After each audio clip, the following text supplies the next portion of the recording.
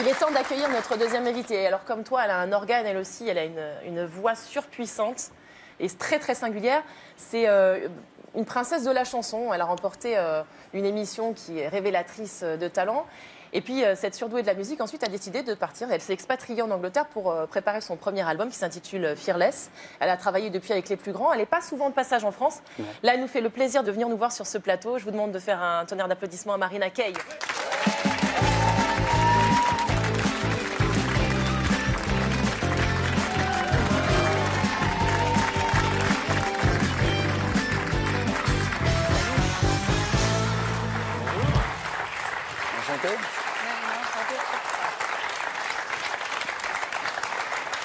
C'est super sympa d'être venu nous voir. Bah, merci à toi. Je sais que tu n'es pas souvent là, tu n'es pas souvent en France, donc... Merci beaucoup. Donc, ouais, en ce moment, en plus, on bosse sur le deuxième album, donc on est... Mais je viens de voir ton truc, c'est incroyable. Merci. Bravo, c'est vraiment super. Vous pourriez faire un truc ensemble, hein, avec vos deux voix, là. Écoute, tu pourrais m'imiter.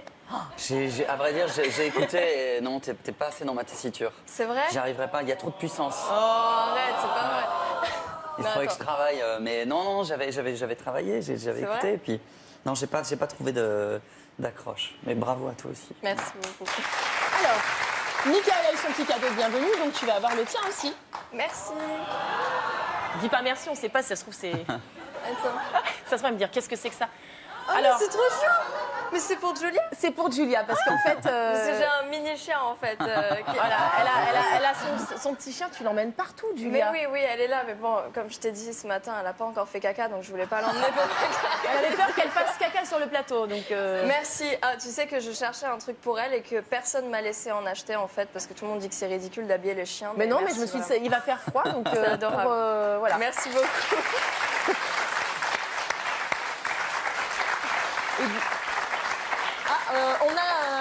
On a Julia, Julia, donc elle peut venir un petit peu juste. Comme ça, tout le monde va la voir. C'est péril, mais oui. Oui, c'est pas grave. Je nettoierai moi-même. Elle est trop belle. Elle est choupinette, hein. Oula, pardon. Voilà. C'est un petit nounou. Oui. Bon, elle est pas lavée là, mais bon, elle est trop shoot. Oui. Elle est gentille surtout. Ah ouais, elle est magnifique. Oui, c'est un petit modèle. Alors tous les deux, vous avez un point commun, c'est que vous avez commencé votre carrière très jeune. Est-ce que vous avez toujours su que c'est ce que vous aviez au fond des tripes, quoi? C'est ce que vous vouliez faire? J'ai toujours su que je voulais chanter. Après, que je voulais être chanteuse, peut-être pas, non, parce que je me disais tout ce qui vient avec, la pression et tout, ça devait être peut-être trop compliqué pour moi, mais du coup, j'ai juste laissé en fait les choses m'arriver et j'ai suivi le truc en fait. Donc voilà. Marina, tu viens de dire que tu avais peur de peut-être pas pouvoir gérer la pression. Tu as une image quand même, les gens disent que tu es assez froide, etc. Est-ce que c'est quelque chose qui te touche, qui te fait de la peine? Alors, on m'a toujours dit, dans tous les cas, quoi que tu fasses, tu vas être jugé, les gens vont dire du mal de toi, donc essaye de mettre une barrière, essaye de te protéger quoi qu'il arrive. Et peut-être que je l'ai un peu trop fait au début. Et c'est quelque chose justement que je laisse aller au fur et à mesure parce que bon voilà, j'ai été mise devant des caméras subitement à 13 ans et voilà, on ne sait pas nécessairement comment gérer les choses. Donc je pense que j'apprends vraiment avec le temps. J'ai que 18 ans donc... Ouais, mais d'ailleurs, tu n'as que 18 ans, mais enfin, tu as quand même une maturité qui est assez hallucinante, moi je trouve. Merci. Et est-ce que tu as toujours été un petit peu comme ça, en décalage avec les gens de ton âge, être plus mûr, plus... Oui, on peut dire ça. Ouais. J'ai toujours eu un petit décalage parce que je me suis pas vraiment intéressée aux mêmes choses, parce que bon... Voilà, quand j'avais 6 ans, je voulais bosser dans la médecine. Enfin, je veux dire, j'étais vraiment pas dans le trip. Alors le droit, la médecine, qu'est-ce qui s'est passé, les enfants? Ben voilà, on peut être différent. Et ce qui est un peu triste justement, c'est le fait que les gens en général l'acceptent pas. Mais je pense que travailler dans un métier artistique, ça nous aide énormément à assumer qui on est au fond, en fait. Donc c'est bien. Justement, tu viens de parler de différence. Tu es quelqu'un de très singulier et tu es très affirmé dans ce que tu es et ça, c'est formidable. Mais est-ce que, du coup, quand tu as commencé, on a essayé justement de te lisser, presque de te formater pour te faire rentrer dans une case? Est-ce que tu as eu ce sentiment-là? Vraiment pas du tout. Non. Parce que, justement, j'étais un peu... j'étais un vrai bloc de glace, quoi. Donc vraiment, les gens, ils me regardent... les gens que j'ai rencontrés, avec qui je travaille maintenant, ils m'ont rencontré et puis ils se sont dit bon, ok, on va pas essayer avec elle, ça sert à rien. C'est perdu. Mais même non, j'ai toujours travaillé avec des gens hyper honnêtes, avec des personnes qui aiment l'art, qui sont passionnés par mon projet autant que moi je le suis. Donc voilà, vraiment, il y a toujours eu énormément de respect et j'ai jamais eu de problème avec qui que ce soit avec qui je travaille à ce niveau-là. Jamais. Alors, il y a un petit truc sur lequel j'aimerais revenir. Après, libre à toi d'y répondre ou pas. Tu es plutôt quelqu'un d'assez discret dans les médias. Tu ne fais pas tellement parler de toi. Et récemment, tu as fait des déclarations par rapport à ton papa. Est-ce que c'est quelque chose de... Alors, c'était pas des déclarations, en fait, pour remettre vraiment les choses dans leur contexte. Il a publié des choses extrêmement personnelles sur moi, sur ma mère, sur notre famille, dans le but de me faire du mal, clairement. Oui, parce que tu as dit quelque part de saborder ta carrière. Parce que clairement, il m'a dit, clairement, il me l'a écrit qu'il allait la détruire, ma carrière. Sympa. Donc moi, la seule chose que je voulais faire, j'ai posté un message Facebook où je disais aux gens, j'aimerais qu'on arrête avec ça, j'aimerais qu'on ne revienne pas dessus, j'aimerais simplement que si vous êtes amis avec lui, vous ignoriez ce qui est dit de privé sur moi parce que c'est peut-être même faux, c'est peut-être, voilà, c'est vraiment diffamatoire. Voilà. Après, voilà, je pense clairement que j'ai vraiment pas envie, moi, au fond, de lui donner ce qu'il attend, c'est-à-dire son nom en gros dans les journaux à travers moi. Donc voilà, s'il veut trouver la popularité, il faudra qu'il trouve quelque chose à montrer aux gens plutôt qu'essayer de passer à travers moi. Moi, en tout cas, je ne le donnerai pas. Donc voilà. Merci en tout cas de cette franchise. Alors Marina, tu arrives en cours de route et vous aussi peut-être à la maison, vous venez de nous rejoindre.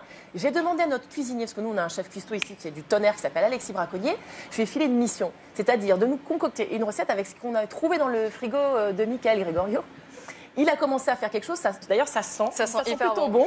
Donc moi ce que je vous propose c'est qu'on aille jeter un coup d'œil sur ce qu'il est en train de faire. Hein, et puis voilà. Avec plaisir.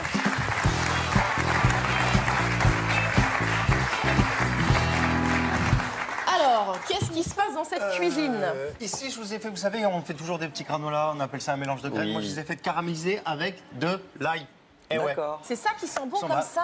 Oui, mais après, on va bien puer de la gueule. Attends, mais alors comment tu fais pour faire caraméliser Alors, caramel à sec, c'est quoi? C'est du sucre dans une poêle. D'accord. Tout simplement à sec, donc sans eau, sans rien. Le sucre fond tout seul et ensuite on jette les fruits secs dedans.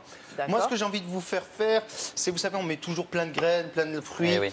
Tu m'as dit que tu aimais bien la banane, du coup on va utiliser la grenade, tu vois, logique. Ouais, bien sûr. Surtout que... Marina, t'aimes bien la grenade? J'adore ça. Ah bon, ça par tombe bien. contre, ce qui est emmerdant, c'est comment on enlève les graines à chaque fois. Ouais. Tu vois. Bonne Et donc là, question. je les ai tout simplement coupées en deux. Ensuite, tu vois, tout simplement, tu prends ton truc à l'envers, attention, ça tâche. Et pam, pam, pam, pam, pam, pam, pam, pam, pam, pam, pam, pam, pam, pam, pam. Ah oui, d'accord. Tam, tam, tam, tam, tam, tout simplement. Et tu vois, t'as pas tout le blanc qui vient. Voilà, et on a juste la Pas grenade. mal, Tu bravo. veux Vous essayer voulez Super tester? technique. Bah Allez, ouais, tiens, pourquoi pas. essaye. Tu prends la grenade comme ça, bien dans le bol, et tac, tac, tac, tac, tac. Ah non, moi je peux y tester à manger, moi je veux pas le faire, je veux le manger. Mais tu as qu'à goûter le caramel. Bon, ben Marina, elle préfère manger. Ta faisselle, je l'ai mise là-dedans, je l'ai goûté un petit peu. J'ai mis échalote, menthe. Ici, on a mis juste du vinaigre avec les carottes, chauffer le vinaigre, donc ça va légèrement les cuire. Ça va apporter un peu d'acidité intéressante. T'as fait chauffer le vinaigre, c'est quoi comme vinaigre? Vinaigre de Xérès. D'accord. On peut bien. utiliser du vinaigre de Ça vin, voilà. sort pas là, si? Classique. Si, ça sort. Hein. Il a moins la Rassure-toi. technique qu'Alexis quand Mais même. si Hein. c'est bien souple, souplesse du poignet. Boum, boum, boum, boum, boum, boum, boum. Et ça, on va le mélanger avec de l'eau de coco, J'aime tu bien le vois. contraste entre Marina qui est en train de se délecter avec les petites. j'ai les faim, petites- moi. On va mélanger ça avec de l'eau de coco, Bah, ça tu vois, on tombe fait de la bien, c'est musique. bon, Regarde. Parce que tout à l'heure, on fera la dégustation évidemment. Non. Oula, il me fait Non. peur lui avec son couteau et sa coco là. Attends, on va. C'est super violent la cuisine. Hein.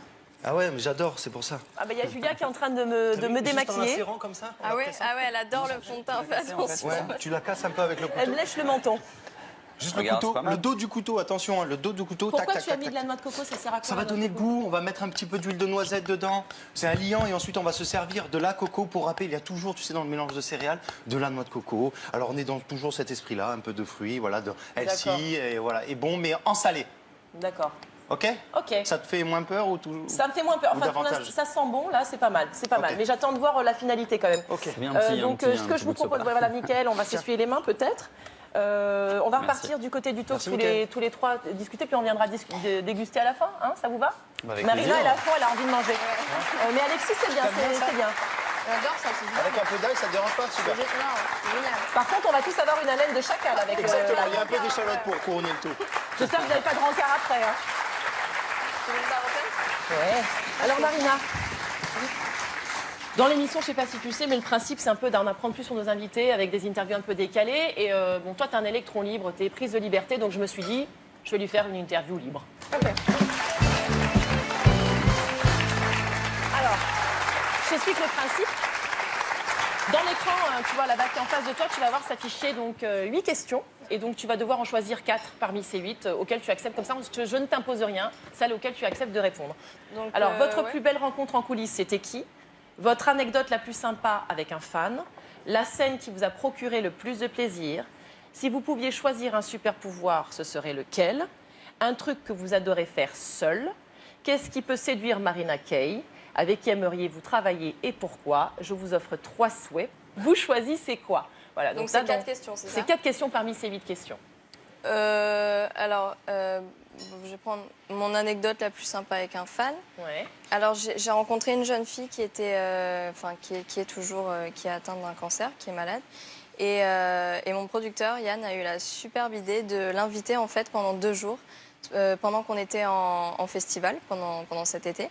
Donc on l'a invitée au Francophonie de La Rochelle et à un autre festival, je me souviens plus. Du coup, elle a passé donc 2 jours avec nous et puis elle a adoré, elle a rencontré les autres artistes, c'était super cool. Ça, c'était la meilleure anecdote que j'ai eue. C'est très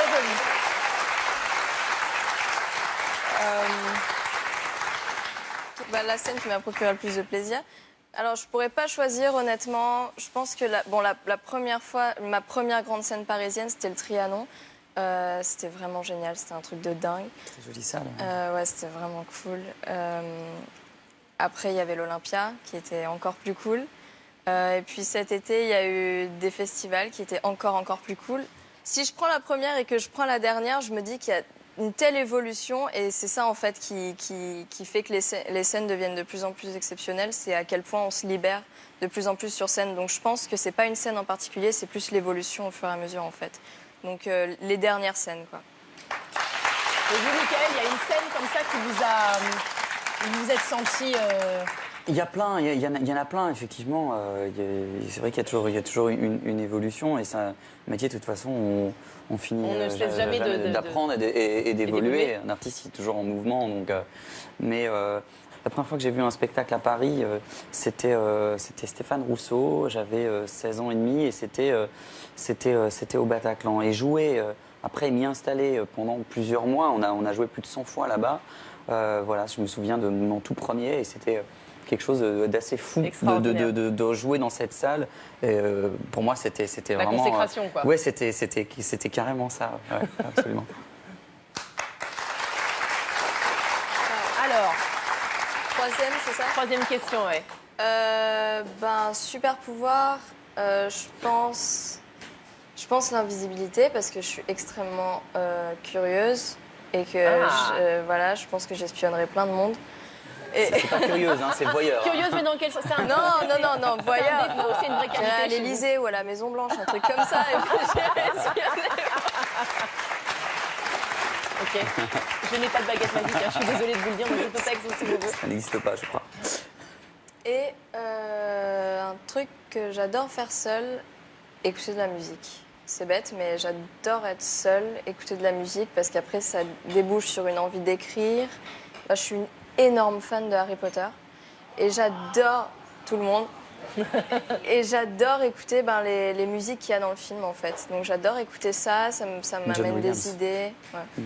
Ça m'amène des idées, ça me fait écrire. Et puis voilà, donc c'est vraiment des moments où je suis seule, mais je me sens mieux que si j'étais avec d'autres personnes. Ouais. Bon, mais c'est super, merci. Alors Marina, premier album, Fearless. C'est un album qui, bon, évidemment, ne présente plus le tube Homeless. C'est vraiment, voilà, tout le monde le connaît par cœur, tout le monde le chante. Et alors, vous faites des choix assez étonnants. Là, je fais référence à un duo récent que vous avez fait avec Soprano. Ouais. Je trouve que c'est un exercice hyper intéressant. Alors, comment ça s'est fait, cette rencontre? Pourquoi? Qu'est-ce qui vous a donné envie de faire ce duo avec Soprano? Tout simplement, je sais pas vraiment. Enfin, disons que bêtement, un jour, mon producteur, Yann, il était sur ses emails et puis il lève la tête, il me dit, ça te dirait de faire un duo avec Soprano? Je fais, bah ouais, pourquoi? Il me dit, bah parce qu'il il te le propose. Je dis, ah ok, cool. Et puis du coup, on s'est mis, on a été mis en contact tous les deux. Il m'a envoyé une démo du titre où lui chantait les couplets et il a laissé les refrains et le pont vide pour que je fasse ce que je veux. Et puis littéralement, il m'a envoyé le truc et moi 5 minutes après, j'avais la mélodie et j'avais les paroles. Donc c'est allé tellement vite, ça a été tellement évident que voilà, j'ai juste enregistré sur mon voice memo, je lui ai envoyé, il m'a dit ah c'est cool, c'est super, je suis rentrée en studio, j'ai enregistré, bam. Fini. Vous voulez écouter un petit peu?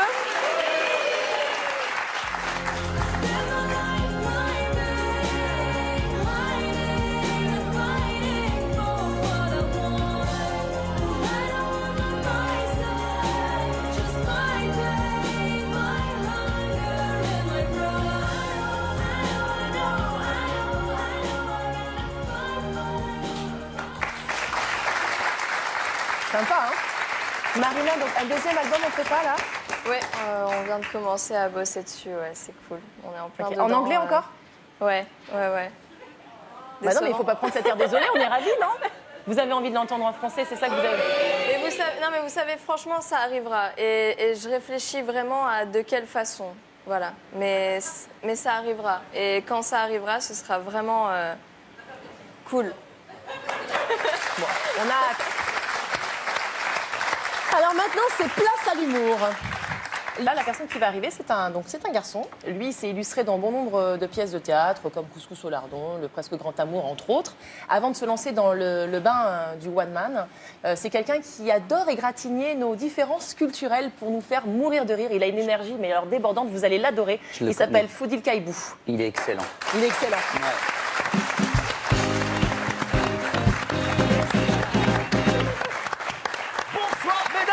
Messieurs, est-ce que ça va?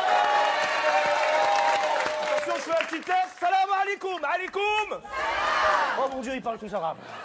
Oh mon Dieu. Bon ben, je me présente, je m'appelle Foudil, et comme vous le pouvez le constater, je suis alsacien. Voilà. Ah, je vous ai eu. Oui, arabe, acteur alsacien. Triple A, on m'appelle dans le métier. Alors évidemment, je suis alsacien, je suis né en France, j'ai fait mes études en France, je paie mes impôts en France, je suis fier d'être français, j'aime la France. Le souci, c'est que j'entends encore parfois, tu dois t'intégrer. Je dis alors comment je pourrais faire pour m'intégrer? Ah ben j'ai trouvé, fréquenter une jolie Française. Je vous jure, ça fonctionne. Le souci, c'est qu'un jour, j'ai dû rencontrer ses parents. Alors là, ça s'est super bien passé. Alors, je vous plante le décor, campagne alsacienne, profonde et lointaine dans le temps. Hein. Chez eux, à l'affiche au cinéma, il y a Rocky 2. Tu vois? Le père alsacien marquait l'impatience de son pied droit au même rythme que les battements de mon cœur. Moi, je suivais Jessica en tremblant. Le père alsacien nous aperçoit.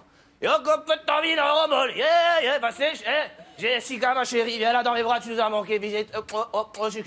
Excusez-nous, on a tout ce qu'il faut en tapis. Alors, il est où? Il est où le petit fiancé? Pardon, Jessica? Lui? Jessica. Et là, il se met à parler en alsacien en pensant que je vais pas comprendre ce qu'il dit. Il dit, Jessica, c'est Al-Qaïda. Là, il se tourne vers moi, il me dit, vous êtes de quelle origine? Alors, je lui réponds, alsacienne. Il me dit, c'est marrant, quand on vous voit, on pense pas tout de suite à l'Alsace.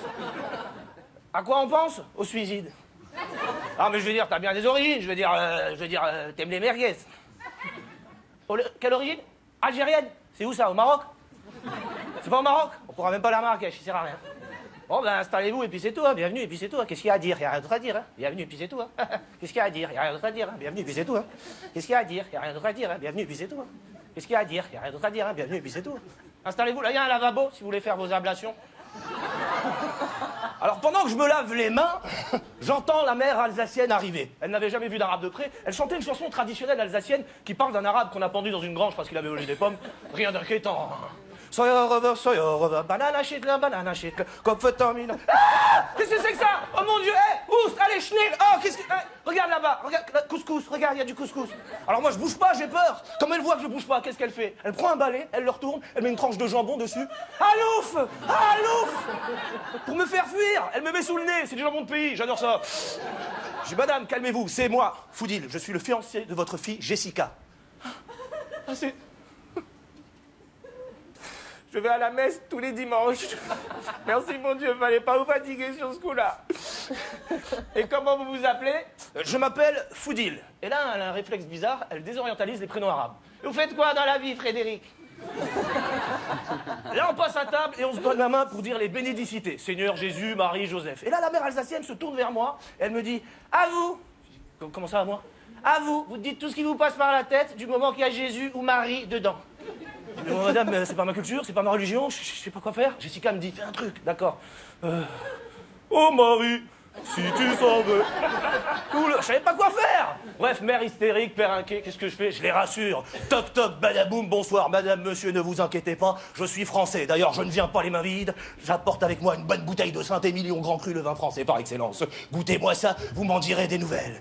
Et nous avons bu, nous avons ri, nous avons trinqué, et ils m'ont adoré. Conclusion. Le vin est bel et bien un vecteur d'intégration. Merci beaucoup, mesdames et messieurs.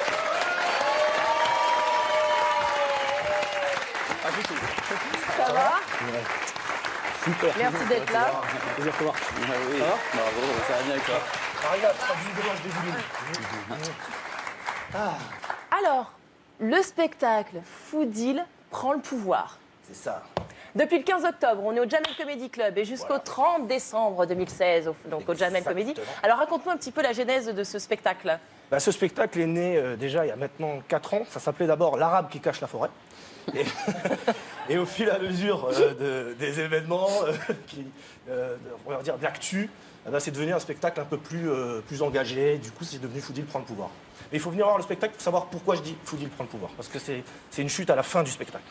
D'accord. Et alors, il y a un florilège de personnages dans ce... Il y a tous les thèmes abordés, il y a le couple, l'éducation, la politique, le terrorisme, tous les thèmes sont abordés. Bon, mais ça se passe donc au Jamel Comedy Club. Au Jamel Ça Comedy se passe Club, très très bien, t'es content? Au top. Et d'ailleurs, elle est où la caméra 10 places achetées. Là ou là en face Ah là, regarde, on te fait un signe, on te fait un signe. Un couscous offert. Les Oreos, c'est la pizza.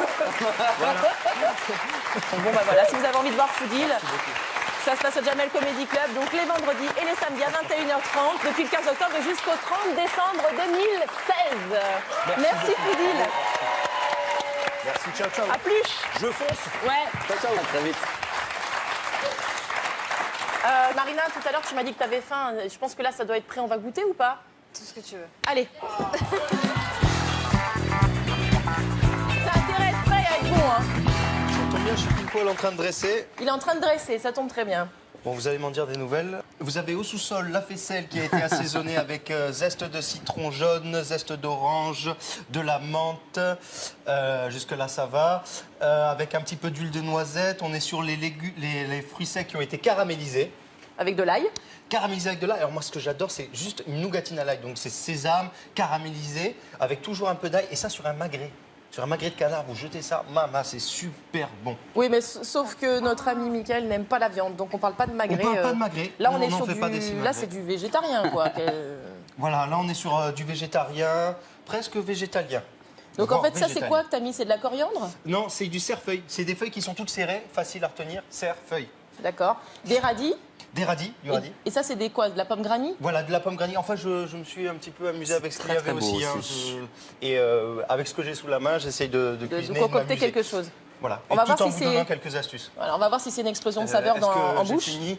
Les trop garçons, je me suis embêté à Ah, faire. donc ça, c'est les carottes qu'on a fait donc cuire dans le vinaigre de Oui, Xérès, alors c'est j'ai ça? fait chauffer le vinaigre de Xérès et je l'ai jeté sur les copeaux. Alors on peut très bien les faire à l'économe. Moi, je me suis amusé avec la mandoline. D'accord. Voilà. Super. La mandoline, donc on fait de la musique en cuisinant. Voilà, c'est chouette. Mmh. Voilà. C'est Tadam. prêt, donc merci. on va faire des heureux.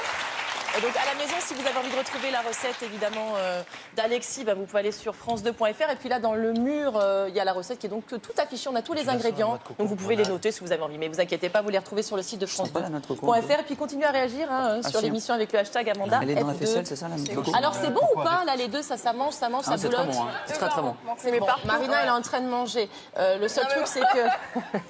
Marina, à un moment donné, il va falloir aller nous chanter votre chanson. On attend tous avec... dans le public, on attend avec impatience qu'elle nous chante Homeless. Donc, ce que je vous propose, Marina, c'est d'aller vous préparer. Nous, on continue à boulotter un petit peu avec Mickaël.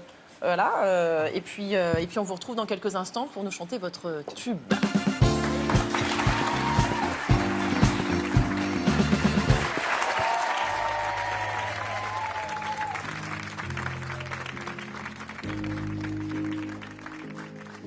In this house where I grew up, with cozy chairs and broken cups, memories piled up to the ceiling. Can they tell what I am feeling? I know this house outside and in, but 3 birds fly upon my skin. Lay my head down in the darkness, like so many nights. In this bed where I rest, I'm homeless. This house I know best, but I'm homeless. My hunger it grows, and it won't let me go, and it burns in my chest.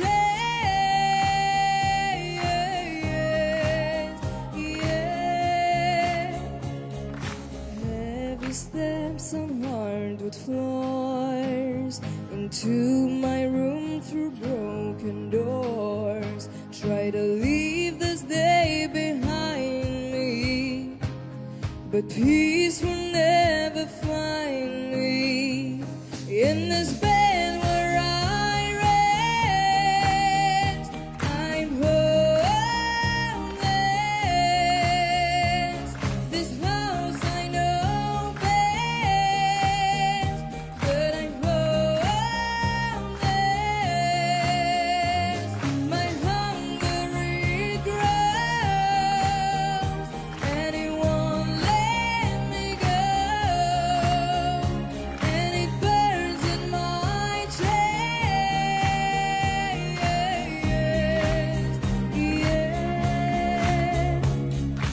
I have a place I can call my own, and that's where I go till the night is gone. I travel my mind and into my heart. Nobody knows when I go that far. In this bed where I rest, I'm homeless. This house I know best, but I'm homeless. My hunger it grows,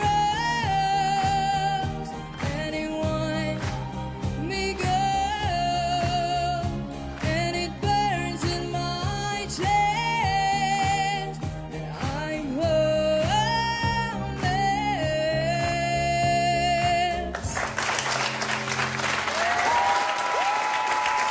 Bravo Marina.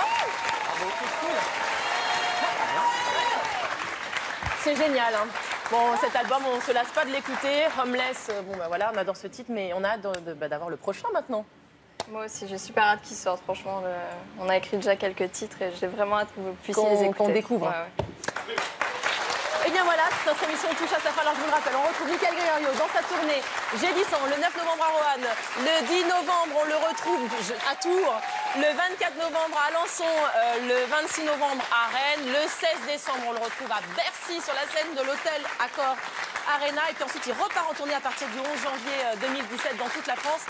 L'album de Marina Kaye, évidemment Fearless, est toujours disponible. On l'adore, on a hâte d'entendre le prochain. Merci à toute ma bande, merci à Alexis Braconnier évidemment. J'espère que vous avez passé un bon moment avec nous. Je vous embrasse bien fort, prenez soin de vous, salut.